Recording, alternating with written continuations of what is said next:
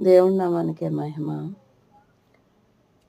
ఇక్కడ మనం మన ఉద్దేశాల వెనుక పరిగెత్తున్నామా, లేక దేవుడు ఉద్దేశాల వెనుక పరిగెత్తున్నామా?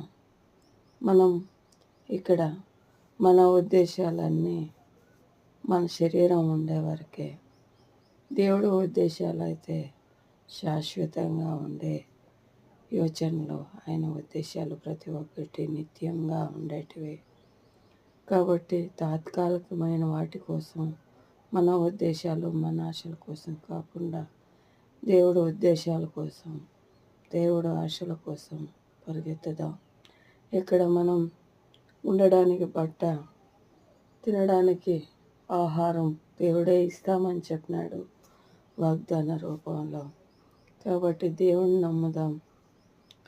ఎక్కువ అమూల్యమైనటి దేవుడు ఉద్దేశాల కోసం మనం పాకులాడదాం.